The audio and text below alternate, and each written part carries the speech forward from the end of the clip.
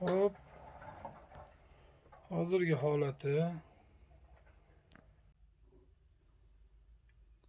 Mana. Xromlar tozalanib, restavratsiya qilinadigan joylar. Tozalanib, jilvirlab, yaxshilab shilindi. Endi gruntovka, keyin lak.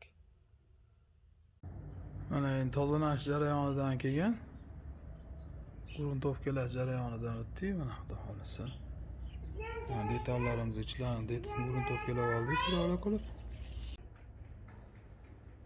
Mana endi laklangandan keyingi holati.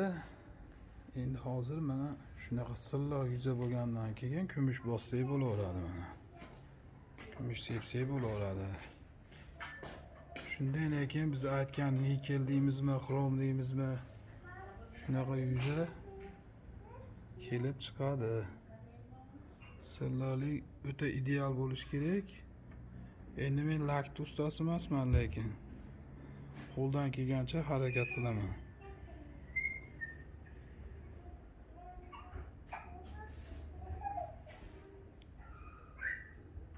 Rahmanirrahim.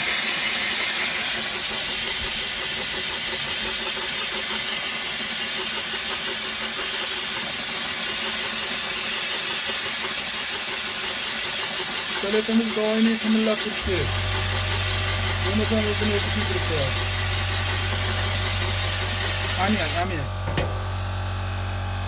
Amyak betini bir qator yuvib yuborishdi.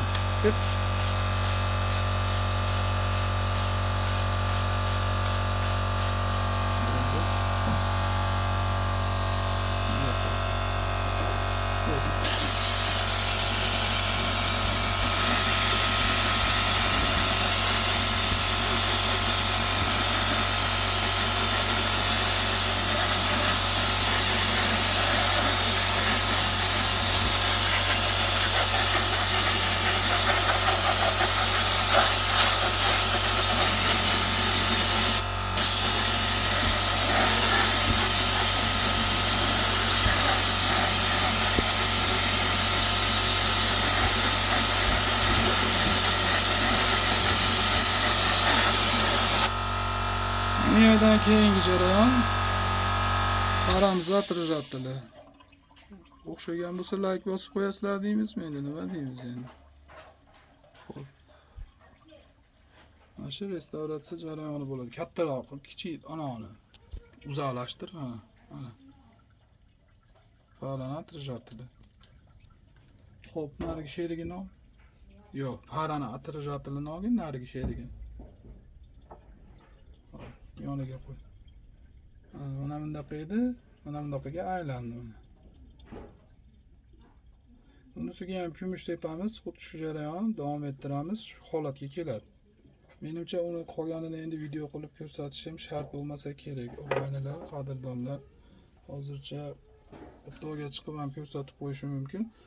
Xo'p, mana restavratsiyaga kelgan narsamiz restavratsiyasini qilib bo'ldik. Endi mana hozir skochda o'rab tashlaymiz. Yaxshilab. Xullas, hozircha shu vaziyatda o'rab olib yana bir ko'rsatamiz. Holatlari hozircha